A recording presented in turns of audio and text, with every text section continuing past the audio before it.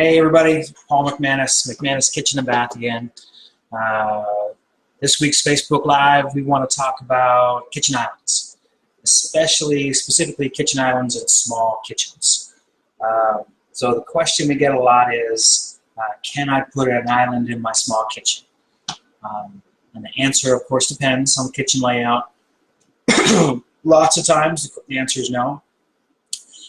Sometimes the answer is yes, but I want to talk about some common mistakes people make with kitchen islands, since I can't specifically tell you whether or not you can fit one in your kitchen without seeing your kitchen first. But common mistake number one, I would say, is cramming an island in a kitchen where it doesn't fit. And we see this a lot. Islands are fantastic, they look beautiful, they can be super functional.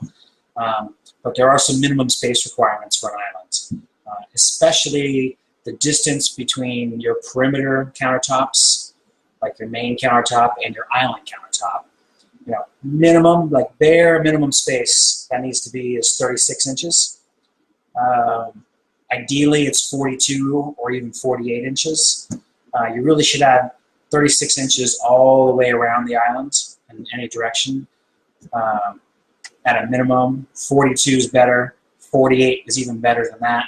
You know, even up to 60 inches, although I think 60 is a little big, but even 50, 55 inches, you want that much space. That much space allows two people to walk by each other in the kitchen. It means if you open up an appliance like a dishwasher or oven, you know, it doesn't hit the island or get in the way of people passing by while it's open. You don't want to open up your dishwasher and then not be able to leave your kitchen because you're trapped by your dishwasher, especially if the dishes you need to put away are on the other side of that dishwasher. So we see stuff like that all the time. Another common problem we see is people create an island in a small kitchen. They want to put a cooktop in it or even a sink in it, which can be great.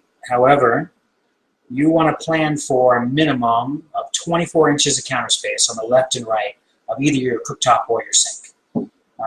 Not to do that is a big mistake because those are two appliances that you have to have prep space next to. You need landing areas next to those two things in the kitchen.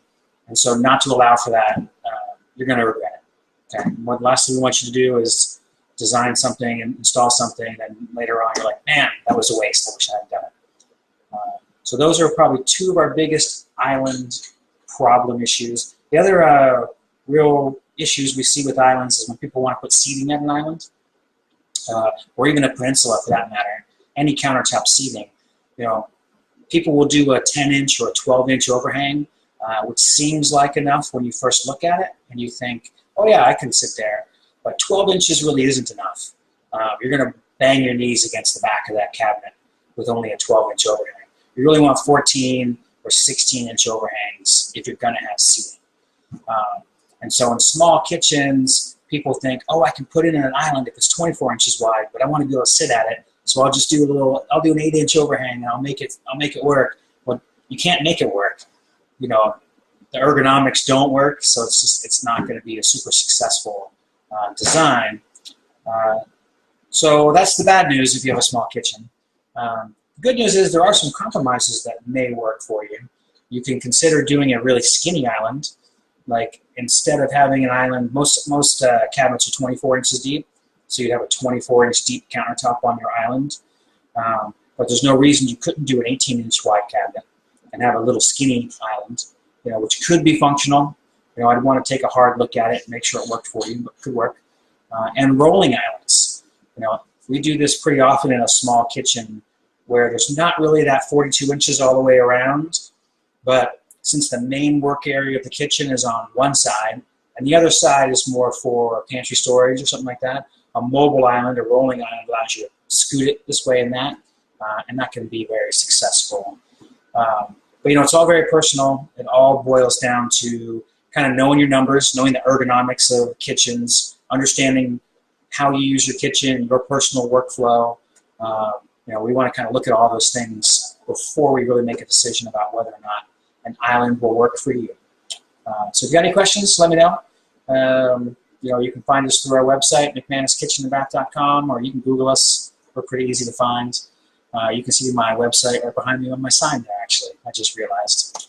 But thanks a bunch, and we'll see you next week.